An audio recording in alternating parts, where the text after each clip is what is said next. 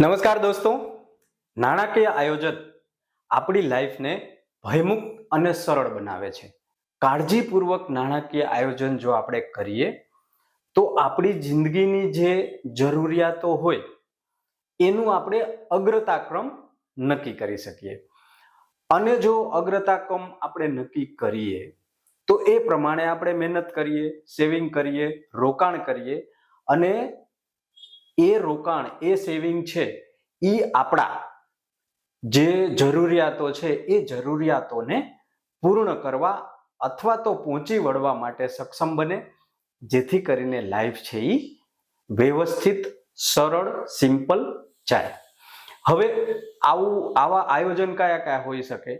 તો કે emergency fund, દાખલા તરીકે કોવિડના સમયમાં ઉદ્યોગ ધંધા બંધ હતા તો 6 મહિનાનું ઇમરજન્સી ફંડ રાખવું જરૂરી છે, જેથી કરીને આપણી ડે ટુ ડે લાઈફ છે એ સ્મૂધલી ચાલે.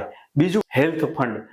હેલ્થ ગમે ત્યારે ખરાબ થઈ શકે, એવા સમયની અંદર હેલ્થ ફંડ હોવું જરૂરી છે. ત્રીજું છે એ રિટાયરમેન્ટ ફંડ. આપણે આજે નહીં તો કાલે રિટાયર થવાના છીએ, સમય આવે રિટાયર થશું તો ત્યારે આવક બંધ થઈ જવાની છે, પરંતુ જરૂરિયાતો તો વધવાની છે. તો એ જરૂરિયાતોને ધ્યાનમાં રાખીને પણ રિટાયરમેન્ટ ફંડ ઊભું કરવું જરૂરી છે. અને એજ્યુકેશન ફંડ, બાળકોના ભણવા માટેના એજ્યુકેશન ફંડ છે એ પણ ઊભું કરવું જરૂરી છે. બાળકોના લગ્ન માટેની જોગવાઈઓ ફંડ ઊભું કરવું પણ જરૂરી છે. તો આ બધી જરૂરિયાતો છે એ કાળજીપૂર્વકનું નાણાકીય આયોજન કરીએ તો સરળ બને. હવે આ જે જરૂરિયાતો છે એ જનરલી 3 પ્રકારની હોય છે સમયગાળાની દ્રષ્ટિએ આપણે વિચારીએ તો કે પહેલો તો કે ટૂંકા ગાળાની જરૂરિયાત, બીજો મધ્યમ ગાળાની જરૂરિયાત અને ત્રીજો છે એ લાંબા ગાળાની જરૂરિયાત. હવે મિત્રો, ટૂંકા ગાળાની જરૂરિયાત કેવી હોય?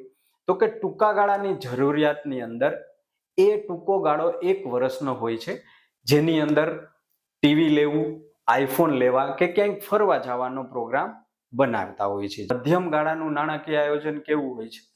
તો કે એની અંદર 5 વર્ષથી નાનો ગાળો હોય છે, જેની અંદર વાહન ખરીદવું, મકાન લેવું, વિદેશ યાત્રાએ જવું અથવા તો પર્સનલ લોન લીધેલી હોય તો એ પર્સનલ લોનને ચૂકવવા માટેની જે આયોજન હોય છે એ મધ્યમ ગાળાના આયોજન હોય છે. પછી લાંબા ગાળાનું આયોજન. મિત્રો, લાંબા ગાળો એટલે 5 વર્ષ કે તેથી વધારાનો ગાળો.